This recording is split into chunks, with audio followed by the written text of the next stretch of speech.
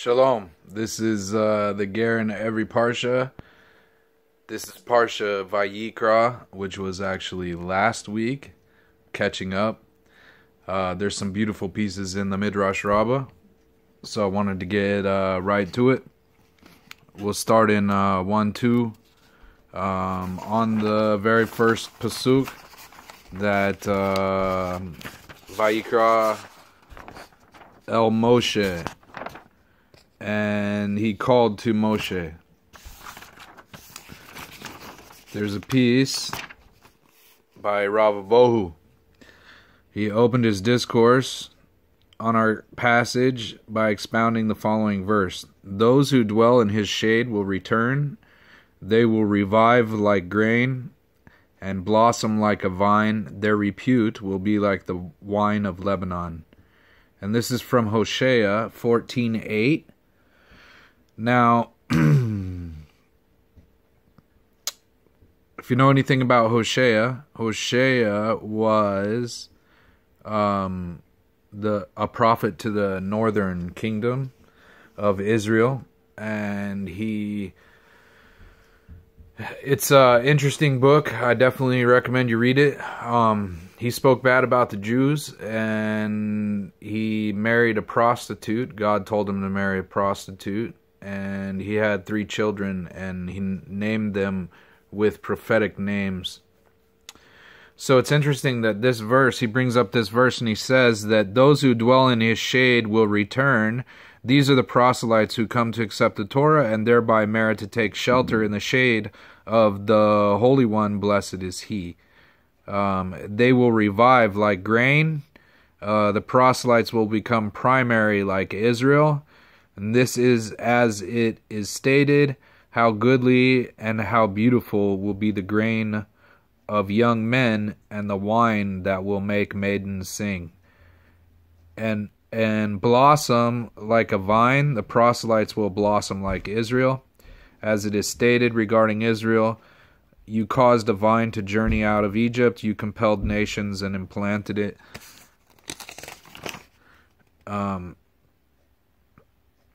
So one thing I wanted to point out is that this verse in Hosea is speaking to the Jews of the northern kingdom. That's why it says, those who dwell in his shade will return. So obviously they were already dwelling in his shade, but Rav Bohu refers this to proselytes who never dwelled in his shade. So it seemingly doesn't make any sense. But I believe that this can be reconciled if you study the 10 northern tribes, and if you study what happened to them and the opinions of what the future holds for them. And this is not, this kind of exegesis is not unique in Hosea. It actually happens somewhere else. There is a famous Gemara in Psachim 87b that says that the Jews were only sent into exile, that Gerim should be added unto them, that proselytes should be added unto them. And then it quotes a pasuk from Hosea, and it says that those who were called Lo-Ami, Lo-Ami was one of the names of one of Hosea's daughters that God told him to name her because of a prophecy that the Jews were going to go and to be assimilated amongst the Goyim, and they will be called Lo-Ami, not my people, because they would be unrecognizable amongst the Goyim, and the Goyim are not God's people. So in Psachim 87b, it mentions this verse, and it mentions it as referring to proselytes. Now, Rebbe Meir, in I believe it's Kedushin 36a, is having an argument with another Tana over there, where the other Tana is saying that the Jews are God's children as long as they keep his commandments and stay faithful. And Rebbe Meir brings up pasuk after pasuk, I think 3 different pasukim, and he shows in the last pasuk how that even though, chas v'shalom, they would turn to idol worship, they would still be called children of God, and he brings a pasuk to prove it. And then finally he brings pasuk from Hosea, this same pasuk, that those who are called Lo Ami will be called B'nai Keochai, that they will be called children of the living God. So in one place in the Gemara it uses that pasuk to refer to proselytes, and in another place in the Gemara it uses that pasuk to refer to apostate Jews or children of Israel. It's interesting to note that Rabbi Akiva's opinion is that the 10 northern tribes will never return. He's taken to task for this, I believe, by the Chachamim, and I believe Rambam mentions it, where he says that he deviated from his normal leanings, because Rabbi Akiva was a big lover of Jews. So how could he say that the 10 northern tribes are lost forever and they're never coming back? The other two opinions are that the 10 northern tribes will come back, that they'll do tshuva, and then the other opinion is that God will bring them back. So if you understand Chassidus, you'll understand that one opinion is Isarusa dilatata, which is an arousal from below. That is where they will do tshuva, and the other one is an Isarusa de la Ela, which is an arousal from above, and that's when God actually initiates it and pulls them out. So I believe that all three of these opinions can be reconciled, and that they're not arguing at all. I believe that it can be both, Isarusa de la Ela and Isarusa de la Tata. It will be through tshuva, and it will be that Eibishter who will inspire that. So it can be both that way. And then also, I believe that Rabbi Akiva's opinion can be understood by understanding who Rabbi Akiva was. Rabbi Akiva was the son of a convert. So Rabbi Akiva understood converts very well. And he understood something very interesting about the halacha of converts, is that a ben ger is like a ger, and that a ger has no, a male ger has no tribal affiliation. So it's quite possible that what Rabbi Akiva was getting at is that the 10 northern tribes will come back. Just like we've seen the B'nai Menashe come back, the Ethiopian Jews who are considered to be B'nai Dan by Rav Vaji Yosef, who was quoting a earlier Pesach then. So these tribes are coming back. The thing is they're not being recognized because they lost their Masorah. And they're being asked to convert l'chumra through a doubt. So when that happens, once you become a convert, all your earlier connections are erased. So in that sense, many of these northern tribes could come back through conversion, and in that way, Rabbi Akiva could be correct. Because it's interesting that Rabbi Akiva actually quotes a pasuk from Devarim to prove his point, and in that pasuk, it's the goyim who are quoted as saying that the Jews are with them in their lands in exile. They got kicked out of their land because they disobeyed God and broke His covenant.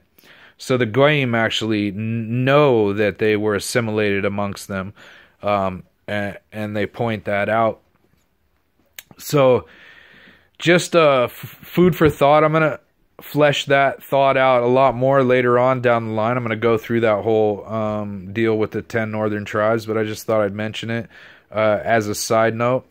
Also, in this, it says, he goes on to say, Rav Bohu, that says another interpretation, they will revive through grain, through Talmud. The grain is likened unto Talmud, because the proselytes will become revived when they convert and study Talmud, and blossom like a vine, i.e. through Agada. Agadata, the proselytes will blossom in the study of Agadata. And the vine, the grapevine, is a mashal for Agadata. Now, why is that? Because the grain is the sustenance for life. That's bread. That's the Talmud. You got to know how to plow the field. You got to know you can't plow with an ox and a donkey together. You got to know you can't plow kalayim. You can't plant kalayim. There's all kinds of laws you got to know. This is the grain. Now, the wine is interesting because the wine has a gematria of 70. Yayin has the gematria of 70. And we have a saying that when wine goes in, secrets come out. Why? Because the gematria of secret is also 70. And it's also interesting to note that the nations are 70. So wine is very relevant to Gerim. And also the Agadata is very relative to Gerim. Why? Because you don't really see much about making proselytes in the Gemara, in the grain of things. But you definitely see it in the Gadata and in the wine of the Torah. So this thought is brought down more in the wine, and then wine is also intoxicating, gladdens the heart. So there's also that aspect. Their repute will be like the wine of Lebanon. The Holy One, blessed is He, said, "The names of the proselytes are as dear to me as the wine libations that are offered before me on the altar." And why is the wine that is poured on the altar called Lebanon? Because the holy temple where the wine is offered is called Lebanon, as Scripture states, "this good mountain and the Lebanon." So, the names of proselytes are as precious to me as the wine libations. So, obviously, there's a connection there between proselytes and the secrets, Agadata, the secrets of the Torah. And there's another, I want to just mention, and I'm going to close with this.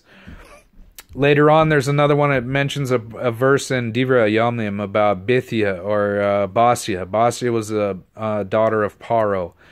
It mentions that Moshe had 10 names, and but God only called to him by Moshe. Even the name his mother gave him, his mother, when she saw him, said he was Tov, and that gave him the name Tuvia. God did not call him by that name that his own mother gave him, but chose to call him by the name that Basyah called him, because Basyah was a convert, and the names that converts give and that they are given are precious to God. So the footnotes that I read, there were several interesting footnotes. One of the footnotes is that it means not only the Jewish names that they were given, that they picked for themselves, but it means also the non-Jewish names that they had before, and it also means the legacy that they leave. Converts are very precious to God, and it was this last midrash that I just told you about, that God chose only to call him by the name Moshe because it was given to him by a proselyte, that I read in Becoming a Jew by Maurice Lamb, which is one of 2 books that most rabbis will tell you to read before conversion. And a woman had brought that midrash down in a section, a testimonial section about conversion, and she said it really had inspired her, and it did the same for me, because it made a big impression on my psyche, because I remembered it, because that book I read over 10 years ago, so it was a long time ago. It was a very important midrash to me. When I became Jewish, I chose a Jewish name, and I chose Aharon Abba. And the reason I chose Aharon Abba is because Aaron was already my middle name, and Aharon is the Hebrew way to say Aaron. So that was simple.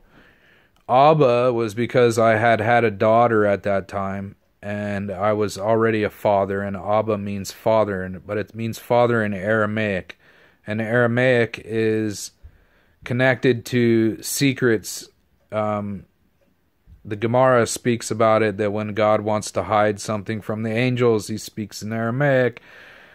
There's all the secrets of the Torah are written in Aramaic. The Zohar is written in Aramaic. Aramaic is an interesting language.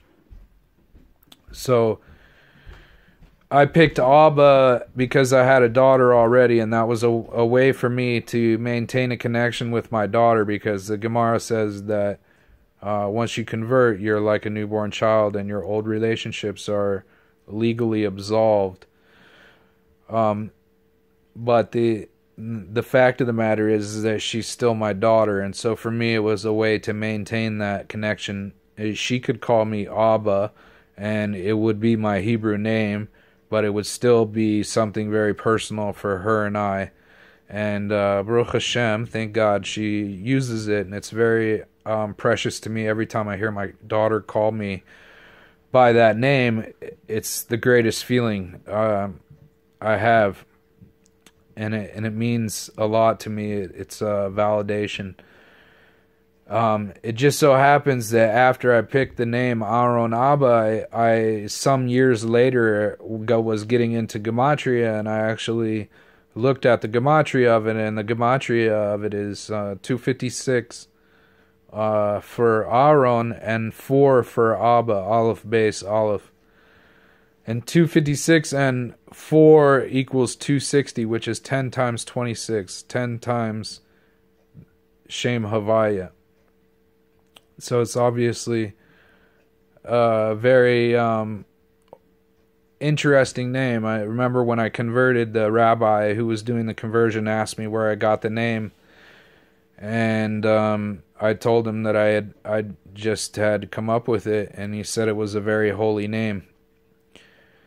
So I know that my name and is precious to God, and that's something that is something that helps me with my self-esteem and helps me with my self-image and makes me feel good about who I am, that I'm an only child of God and that I'm very precious to Him. And so are you. Everyone is. There's nobody that can replace you. You're the only one. Thanks for listening. It's been the Ger in every Parsha Vayikra.